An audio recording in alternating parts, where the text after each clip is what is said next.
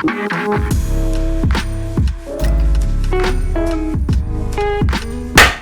colocamiento, hope you guys all doing well. Welcome back into the channel.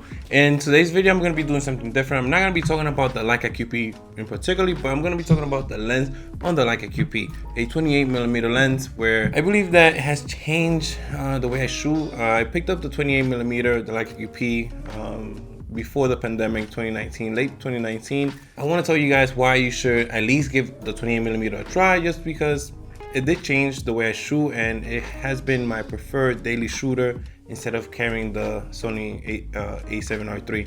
And I have some specific that I want to be talking to you guys. I'm not doing this by script. I'm going to be telling you this by the top of my head. So the 28mm lens for me has become the go-to lens, as the 35 was to me before. I believe that 28 is wide enough where it doesn't distort as much, and it allows me to capture everything in one session. Yes, you could do the same thing with the 35, but something about the 28 allows me to capture the raw details of everything that's taking place. And I prefer more the 28 than the 35, just because, you know, it's a new challenge.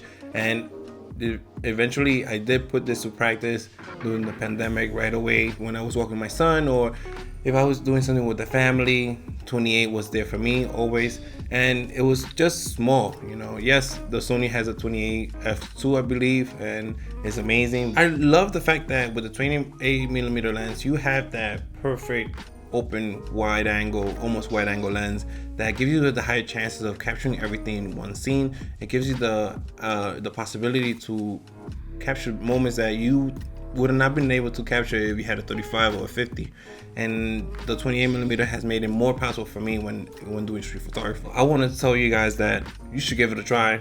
It's a new challenge, obviously, just because if you're used to shooting 50, you already know that you're gonna have a wider scene that you need to compose for, and it allows me to add multiple things into the scene. It allows me to add a subject in the front and let the background just tell the story of what's taking place for the narrator, which is the subject in front of it. And I use this lens a lot. This is one of the main reasons that I enjoyed it. Other than the Leica QP, obviously it's very separated because the camera system and the lens combined together make amazing things. But 28mm field view is also, it's not enough for landscape because you will need like a 24 and under. But you are able to capture some landscape with it. It is not a tool that does it all perfectly, but it challenges you to figure out how do you want to tell the story of your scene as best as possible with this one lens. And if I could carry this lens forever, this will be the all-do lens for me.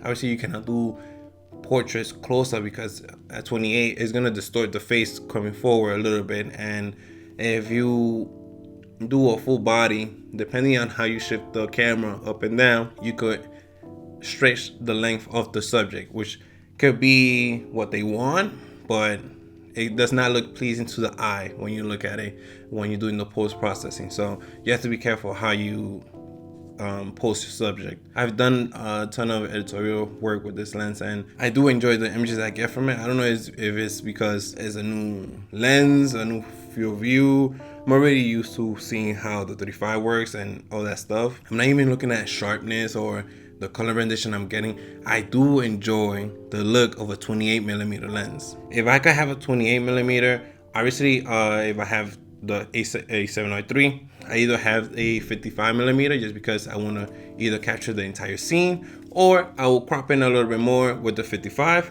or when I'm doing like my exploration around Bulgaria, I usually have the 24-70 on the A7R III, and this will be my prime lens that I will always have around my neck. 24-70, just in case if I 70mm, I need to get that reach. I will use that lens for that reason. Most of the shots I have captured during the summer and during the pandemic has been with the 28mm. I have not used the 35. I have not used the 24-70 as much. I haven't used the 85. I haven't used the 100-100. The second most used lens will be the 55, just because it goes hand in hand with the 28. It is a challenge, one that I'm still overcoming, because even when composing, you want to make sure you have whatever you need well balanced. This is a lens that if you don't balance it well, then the image doesn't read right. It doesn't read left to right.